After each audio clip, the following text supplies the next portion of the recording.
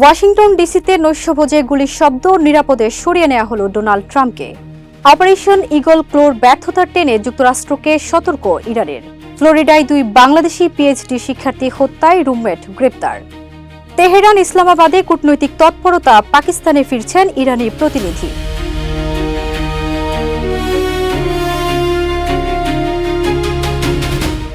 সবাইকে আমন্ত্রণ। নাগরিক প্রতিদিনের নিয়মিত আয়োজন নাগরিক বিশ্ব থেকে আপনাদের সাথে আছি আমি ফারজানা নিক্তা। এতক্ষণ শুনছিলেন শিরোনাম, এবারে বিস্তারিত।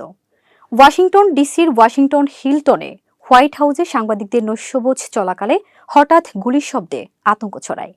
সঙ্গে সঙ্গে প্রেসিডেন্ট ডোনাল্ড ট্রাম্প ও ফার্স্ট লেডি মেলানিয়া ট্রাম্পকে নিরাপদে সরিয়ে নেয় নিরাপত্তা বাহিনী।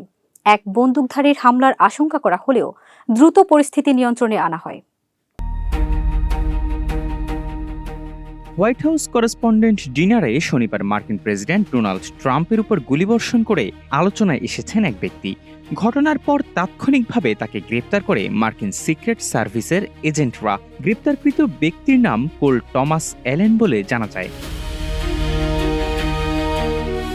মার্কিন নিরাপত্তা বাহিনীর এক কর্মকর্তা বার্তা সংস্থা রয়টার্সকে জানিয়েছেন, গ্রেপ্তারকৃত কোল টমাস অ্যালেনের বয়স প্রায় 31 বছর। তিনি যুক্তরাষ্ট্রের ক্যালিফোর্নিয়ার টরেন্সের বাসিন্দা। টরেন্স এলাকাটি লস অ্যাঞ্জেলস সংলগ্ন সাউথ বে এলাকার একটি উপকূলীয় শহর, যা সান্তা মনিকা উপসাগর ঘেঁষে অবস্থিত। ডিস্ট্রিক্ট অফ কলম্বিয়া পুলিশ বিভাগের প্রধান জানান, সন্দেহভাজন ব্যক্তি ওয়াশিংটন হিলটন হোটেলের একজন অতিথি ছিলেন, যেখানে বার্ষিক নৈশভোজটি অনুষ্ঠিত হচ্ছিল। তবে তার কোনো উদ্দেশ্য এখনও নিশ্চিত হওয়া যায়নি। কোল টমাস অ্যালেনের নামে থাকা একটি লিঙ্কড-ইন প্রোফাইল অনুযায়ী তিনি মেকানিক্যাল ইঞ্জিনিয়ার ও কম্পিউটার সায়েন্টিস্ট, পাশাপাশি স্বতন্ত্র গেম ডেভেলপার ও শিক্ষক হিসেবেও কাজ করেন।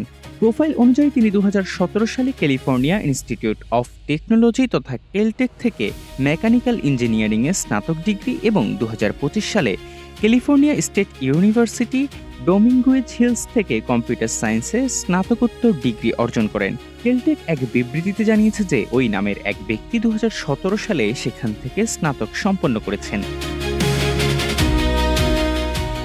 লিঙ্কড-ইন থেকে জানা যায়, অ্যালেন গত কয়েক বছর ধরে C2 এডুকেশনের খণ্ডকালীন শিক্ষক এবং একজন স্বতন্ত্র গেম ডেভেলপার হিসেবে কাজ করছেন।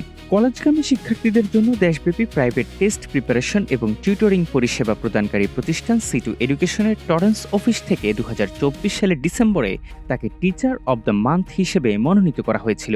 এর আগে তিনি সাউথ প্যাসাডেনার আইজেক কন্ট্রোলস নামক একটি কোম্পানিতে মেকানিক্যাল ইঞ্জিনিয়ার হিসেবে 1 বছর এবং তার আগে কেলটেকে টিচিং অ্যাসিস্ট্যান্ট হিসেবে কাজ করেছিলেন। মার্কিন সিক্রেট সার্ভিস জানায়, সন্দেহভাজন অ্যালেনের সঙ্গে একটি শটগান ছিল।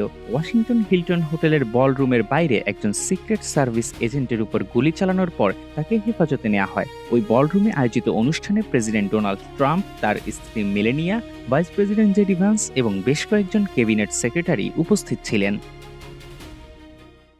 1980 সালের ব্যর্থ উদ্ধার অভিযান অপারেশন ঈগল ক্লোর প্রসঙ্গ টেনে যুক্তরাষ্ট্র ও বিশ্ব শক্তিকে সতর্ক করেছেন ইরানের প্রেসিডেন্ট মাসুদ পেজেশকিয়ান।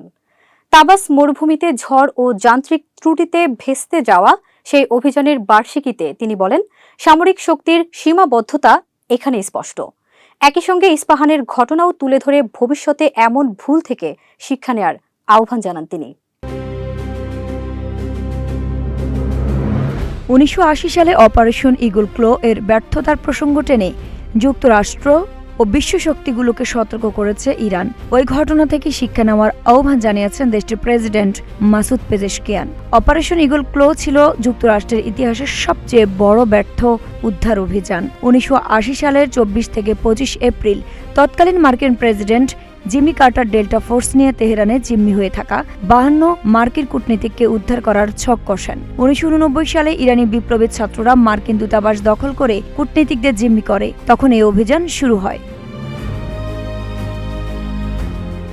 তবে হেলিকপ্টারের যান্ত্রিক ত্রুটি, তাবাস মরুভূমির ঝড় এবং সেই অভিযান চরমভাবে ব্যর্থ হয়। ওই ঘটনায় 8 জনের বেশি সামরিক কমান্ডার মারা যান। এরপর থেকেই সেই ঘটনাটিকে সামনে আনেন ইরানি নেতারা। যুক্তরাষ্ট্র এরপর থেকে উদ্ধার অভিযানে আরও সতর্ক হয়। গতকাল শনিবার তাবাস মরুভূমি সেই ব্যর্থ মার্কিন সামরিক অভিযানের বার্ষিকীতে বিষয়টি সামনে আনেন পেজেশকিয়ান। ইরানের প্রেসিডেন্ট সতর্ক করে বলেন, এই ঘটনা দেখিয়েছে উচ্চতর শক্তির সামনে সামরিক শক্তির সীমাবদ্ধতা কতটা। ইস্পাহানে মজুতকৃত ইউরেনিয়াম জব্দের ইসরায়েল ও যুক্তরাষ্ট্রের ব্যর্থ চেষ্টার সামনে টেনে তিনি বলেন, এবছর ঐশী সহায়তায় দক্ষিণ ইস্পাহানে আরেকটি তাবাসের পুনরাবৃত্তি ঘটেছে। তাবাসের বালুর প্রভু এখনও এই ভূখণ্ডের মানুষের রক্ষক। ইরানের প্রেসিডেন্ট আশা প্রকাশ করেন, এমন ঐতিহাসিক পরাজয় বিশ্বজুড়ে অহংকারী শক্তিগুলোর জন্য শিক্ষা হয়ে থাকবে। আইরিন হাসান, নাগরিক প্রতিদিন। যুক্তরাষ্ট্রের ফ্লোরিডায় দুই বাংলাদেশি পিএইচডি শিক্ষার্থী জামিল লিমন ও নাহিদা বৃষ্টির হত্যাকাণ্ডে রুমমেট হিশাম সালেহকে গ্রেপ্তার করেছে পুলিশ।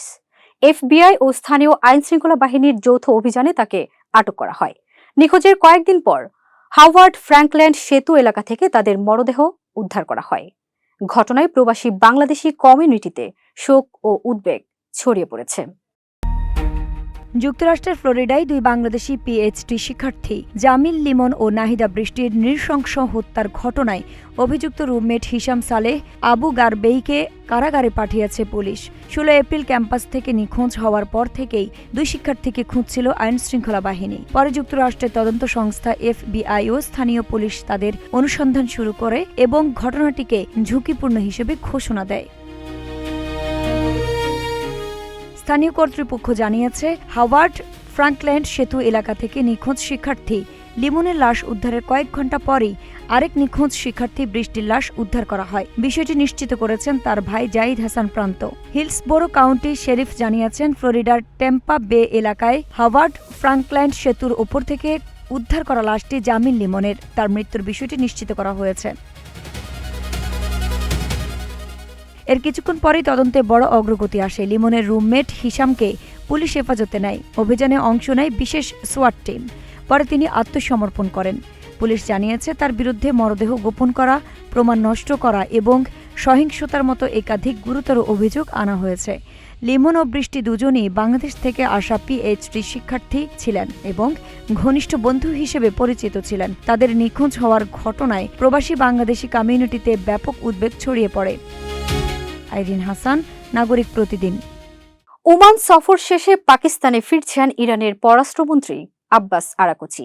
এর সাথে ইসলামাবাদে প্রধানমন্ত্রী শেহবাজ শরীফ ও সামরিক নেতৃত্বের সঙ্গে বৈঠক করেন তিনি। আঞ্চলিক সমন্বয় জোরদারের কথা বললেও যুক্তরাষ্ট্রের সঙ্গে সরাসরি আলোচনায় এখনও অনাগ্রহ দেখিয়েছেন তেহরান। তবে পাকিস্তানের মধ্যস্থতায় আলোচনার সম্ভাবনা পুরোপুরি বন্ধ হয়নি। তেহরানে আকস্মিক ফিরে যাওয়া ইরানি প্রতিনিধি দলের একটি অংশ আজ রোববার রাতেই ফের পাকিস্তানে যাচ্ছে। ওমান সফর শেষ করে পাকিস্তানে যাওয়ার কথা রয়েছে ইরানের পররাষ্ট্রমন্ত্রী আব্বাস আরাকচিরও। এরপর তিনি রাশিয়া সফরে যাবেন বলে জানিয়েছে দেশটির রাষ্ট্রীয় সংবাদ সংস্থা IRNA। এর আগে শনিবার ইসলামাবাদে পাকিস্তানের প্রধানমন্ত্রী শাহবাজ শরীফ ও সেনাপ্রধান আসিম মুনির সহ শীর্ষ কর্মকর্তাদের সঙ্গে বৈঠক করেন আরাকচি। বৈঠকে আঞ্চলিক পরিস্থিতি ও দ্বিপাক্ষিক সম্পর্ক নিয়ে আলোচনা হয়। ইরানের পক্ষ থেকে বলা হয়েছে, আঞ্চলিক অংশীদারদের সঙ্গে সমন্বয় জোরদার করা তাদের অগ্রাধিকার। তবে যুক্তরাষ্ট্রের সঙ্গে সরাসরি মুখোমুখি আলোচনায় বসতে এখনও প্রস্তুত নয় তেহরান। যদিও এখনও কোনো অগ্রগতি হয়নি, তবুও পাকিস্তান মধ্যস্থতার প্রচেষ্টা চালিয়ে যেতে আগ্রহী বলে জানিয়েছে। ফলে আলোচনার সম্ভাবনা পুরোপুরি বন্ধ হয়নি। জানা গেছে, রোববার সন্ধ্যায় ওমান থেকে ফেরার পথে আবার ইসলামাবাদে পৌঁছাবেন আরাকচি এবং সেখানে পাকিস্তানের সঙ্গে আরও আলোচনা হতে পারে। তার সঙ্গে আসা প্রতিনিধি দলের একটি অংশ ইতিমধ্যে তেহরানে ফিরে গিয়ে সরকারের নির্দেশনা নিচ্ছে এবং তারা আবার ইসলামাবাদে যোগ দিতে পারে। এদিকে ইসলামাবাদ শহরে নিরাপত্তা জোরদারের অংশ হিসেবে স্থাপন করা ব্যারিকেড সরিয়ে নেওয়া হয়েছে এবং সড়কগুলো এখন স্বাভাবিকভাবে চলাচলের জন্য খুলে দেওয়া হয়েছে। তবে আপাতত যুক্তরাষ্ট্রের সঙ্গে ইরানের সরাসরি আলোচনা স্থগিত রয়েছে। আইরিন হাসান, নাগরিক প্রতিদিন। এই ছিল নাগরিক বিশ্বের আজকের আয়োজন। পরবর্তী আপডেট পেতে নাগরিক প্রতিদিনের ফেসবুক পেজ ও ইউটিউব চ্যানেলে ফলো করুন।